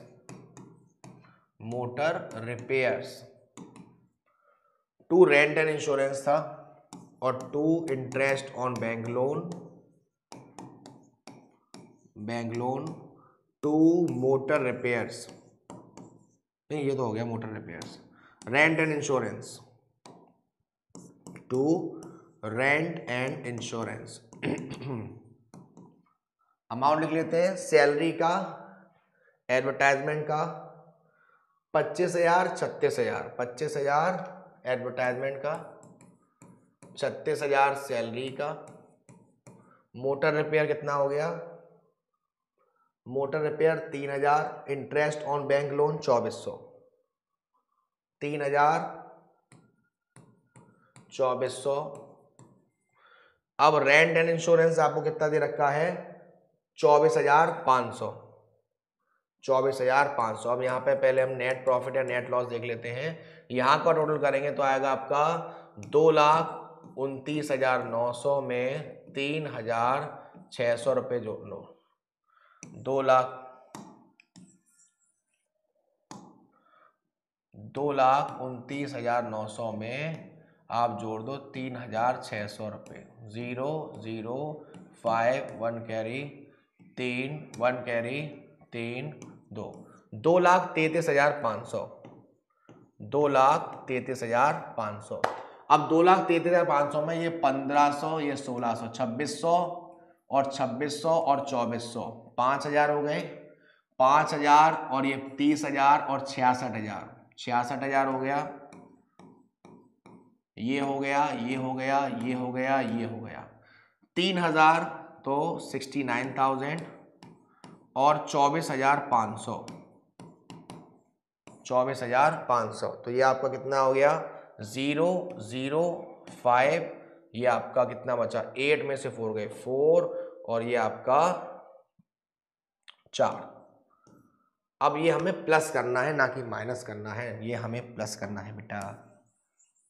चलिए कितना था दोबारा देखेंगे, ये आपका 66,000 आया था, उसके बाद हमारा 3,000 69,000 और 69,000 में 24,500, तो 0,0,5,9,4,13 1 कैरी 9, 93,500 आ रहा है। तो 2,33,500 में से 93,500 माइनस करेंगे तो हमारा नेट प्रॉफिट निकल के आएगा बेटा 1,40,000। क्या आएगा, 1,40,000। तो टू नेट प्रॉफिट 1,40,000। तो ये नेट प्रॉफिट कहां जाएगा सर, बैलेंस शीट में जो लायबिलिटीज है वहां पर जो कैपिटल होता है वहां पर इस नेट प्रॉफिट को हम लोग प्लस कर देते हैं। तो चलिए बैलेंस शीट में आप लायबिलिटीज में आप सबसे पहले कैपिटल डालेंगे, कैपिटल में अभी आपका नेट प्रॉफिट आया उसे ऐड कर देंगे, ऐड नेट प्रॉफिट, और आपको लास्ट में हाउस होल्ड एक्सपेंसेस दे रखे हैं, वो एक ड्राइंग्स है बेटा, उसको लेस कर देंगे। चलिए कितना कितना दे रखा है, कैपिटल आपको दे रखा है 2 लाख का, नेट प्रॉफिट 1,40,000 का आया और 33,000 का हाउस होल्ड एक्सपेंसेस। ठीक है, 2 लाख, नेट प्रॉफिट आया 1,40,000 का और 33,000 का हाउस होल्ड एक्सपेंसेस, यानी कि ये माइनस होगा तो ये आपका आ गया 1,07,000 ऐड हो जाएगा, तो ये 3,07,000 की कैपिटल आपकी बाहर आ गई। अब देखते हैं कौन कौन सी चीजें दे रखी हैं। यहां से स्टार्ट करें तो बिजनेस प्रेमिसेस हमारी एसेट्स है और मोटर व्हीकल एसेट्स है, ये asset cash in hand, cash at bank, motor vehicles और हमारी ये 4 एसेट्स हैं। चलिए लिख लेते हैं, कैश इन हैंड एसेट्स है, कैश एट बैंक एसेट्स है, मोटर व्हीकल एसेट्स है, बिजनेस प्रेमिसेस रास्ता होता है हमारे बिजनेस का, चलने फिरने का, बिजनेस प्रेमिसेस ये भी हमारी क्या है, एसेट्स है। कितने कितने का है बेटा, cash in hand 8,100, cash at bank 30,000, cash in hand 8,100, cash at bank 30,000, motor vehicles 58,000 के और बिजनेस प्रेमिसेस 1,06,000, 58,000 और 1,06,000। और क्या क्या दे रखा है, यहां पर और कुछ दे रखा है, नहीं दे रखा। यहां देखते हैं, कमीशन हो गया, ये डिस्काउंट हो गया, लोन फ्रॉम बैंक एक लायबिलिटी है 24,000 की, कैपिटल का हो गया, लोन फ्रॉम बैंक 24,000 लायबिलिटी है बेटा, लायबिलिटी है लोन फ्रॉम बैंक 24,000, तो लोन फ्रॉम बैंक 24,000, कितना 24,000। उसके बाद आपका ये हो गया, सिंडिकेटर्स लायबिलिटी है 22,100 की, सिंडिकेटर्स हम किसी को सामान बेचते हैं, खरीदते हैं उधार, तो कैटर्स, बेचते हैं तो डेटर्स, तो सिंडिकेटर्स कितने का है? 22,100 का, 22,100 का। उसके बाद सिंडिकेटर्स हो गया। अब इधर देखते हैं बैड डेब्ट्स हो गया, fuel gas and water, electric power, Sandy debtors assets है, फर्नीचर एसेट्स है। तो फर्नीचर और डेटर्स, फर्नीचर्स और डेटर्स, फर्नीचर और डेटर, फर्नीचर शायद 8,000 का है और डेटर है 58,000 का या 68,000 का, देख लेते हैं। डेटर 68 है, फर्नीचर 8,000 है, ठीक है, ये 68 है। चलिए, होपफुली लग रहा है कि सारी चीज हमने डाल ली है। एक बार टोटल करके देखते हैं, वरना फिर फाइंड आउट करते हैं, कुछ रह तो नहीं गया। 3,07,000 में 24,000 जोड़ेंगे तो ये हमारा हो गया 3,31,000, ठीक है ना। 7 जोड़ेंगे तो 3,31,000, तो 3,31,000 में मैं जोड़ूंगा 22,100, 22,100, तो ये 0,0,1,353, 3,53,100 आ रहा है। इधर का देखता हूं पहले मैं। ये आपका 58,000 मोटर व्हीकल्स, दो बातों डाल दिया, नहीं ठीक है। अब यहाँ पे 30,000 और 58,000 हमारा, ये हमारा कितना हो गया? 9 मोटर व्हीकल का अमाउंट सही डाला ना मैंने, 58,000, ठीक है। और कुछ में रहता नहीं है, कैश एंड हो गया, कैश एंड बैक हो गया, ठीक है। चलिए हाँ जी, 30,000 और 58,000, 88,000 में 8,000 हो गया 96,000। अब 96,000 में 68,000, तो 68,000,041 10,6, 1,64,000 आ गया। ये क्या क्या किया इसमें आपने? इसमें आपने 8,000 ले लिया, इसमें आपने ये ले लिया। चलो 1 बाय 1 करते हैं ताकि कंफ्यूजन ना हो। 8,100 में 30,000, तो ये 38,100, 38,100 में 58,000 जोड़ दो, उसके बाद 1,06,000 जोड़ दो। पहले इसको करते हैं 0, 0, 1, 8, 8, 16 और 622, 2 कैरी, 5, 2, 7 और 3, 10, 1 कैरी, 2,02,100 हो गया, जिसमें हमने ये सब ले लिया। अब हमें इसमें क्या करना है? अब हमने इसमें क्या क्या ऐड करना है? कुछ चीज़ें रह तो नहीं गई। कैश इन हैंड हो गया और उसका कैश एट बैंक हो गया, ठीक है। देन उसके बाद हमारा ये हो गया 8,100, ठीक है, ये हमने लिखा 8,100 और 30,000, 38,100 लिखा हमने, ठीक है। उसका 58,000 लिखा, उसके बाद 1,06,000 लिखा। अब हमारा ये 8,000 ये और ये 76,000 रह रहा है। अब इसमें हम दोबारा देखते हैं कि टिंग डिंग डिंग डिंग कुछ एसेट्स आपकी रह तो नहीं रही हैं। आपके क्लोजिंग स्टॉक रह रहा है 75,000 का, क्लोजिंग स्टॉक था आपका 75,000 का। तो अब 2,02,100 में आपका 76,000 और 75,000, ये अगर मैं जोड़ता हूं तो 0, 0, 1, 6 और 2 8 और 5 13, 1 कैरी, 7 7 14 और एक 15, 1 कैरी, 3,53,100।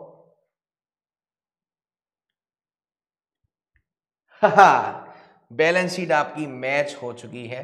क्लोजिंग स्टॉक आपका 75,000, यानी कि एसेट साइड का 3,53,100 और इधर का भी 3,53,100, यानी कि ये क्वेश्चन आपका, आपने ट्रेड अकाउंट भी बनाया इसमें, आपने प्रॉफिट एंड लॉस अकाउंट भी बनाया इसमें, और आपने बैलेंस शीट भी बनाई इसमें। इस तरीके के क्वेश्चन की आपको ज्यादा से ज्यादा प्रैक्टिस करनी है। तो गब्बर आर्मी ये था आपका, जिसमें मैंने आपको ट्रेडिंग अकाउंट बहुत ही मस्त तरीके से, प्रॉफिट एंड लॉस अकाउंट और बैलेंस शीट, ये तीनों ही हमने कवर करे अच्छे क्वेश्चंस के साथ। इसका जो मेन चैप्टर है, जो थोड़ी सी बच्चों को दिक्कत देता है, वो है फाइनेंशियल स्टेटमेंट विदाउट एडजस्टमेंट। तो वो मैं लाऊंगा आपके लिए अगले लेक्चर में। तब तक के लिए आप लोगों से मेरी एक छोटी सी रिक्वेस्ट है कि ट्रेडिंग अकाउंट के कम से कम 5 क्वेश्चन ऐसे करिएगा जिसमें आपको सिर्फ ट्रेडिंग बनाना हो। प्रॉफिट एंड लॉस के कम से कम 5 क्वेश्चन कीजिएगा, और कोई से भी 3 क्वेश्चन बैलेंस शीट वाले, जिसमें आपको ट्रेडिंग भी बनाना हो, प्रॉफिट एंड लॉस भी बनाना हो और बैलेंस शीट बनानी हो। क्यों सर? जब हम फाइनेंशियल स्टेटमेंट विद एडजस्टमेंट में जाएंगे, ये तो विदाउट था, जब विद एडजस्टमेंट में जाएंगे तब आपको चीजें मालूम होनी चाहिए इसका ट्रीटमेंट हम कहां करते हैं। जैसे अभी आपने देखा कि क्लोजिंग स्टॉक ट्रेडिंग के क्रेडिट में भी जा रहा है और बैलेंस शीट के एसेट साइड में भी जा रहा है। अगर आपको उसका ट्रीटमेंट नहीं मालूम कि वो ट्रेडिंग में कहां जाएगा, प्रॉफिट लॉस में कहां जाएगा, तो आप उसकी एडजस्टमेंट ना ही कर पाएंगे। तो उम्मीद है आपको बहुत ही मस्त तरीके से समझ में आया होगा। फिर भी कोई दिक्कत या डाउट है तो आप कमेंट सेक्शन में बता सकते हो कि सर इस चीज में प्रॉब्लम है, हम उसे देखेंगे। तो बच्चा लोग ध्यान रखना, अपना खाना पीना खाते रहना, पढ़ते रहना, माँ बाप का यार ध्यान रखना, बहुत कुछ सेक्रीफाइस करते हैं आपके लिए। Take care, bye bye, love you, Gabbar sir, Gabbar army miss.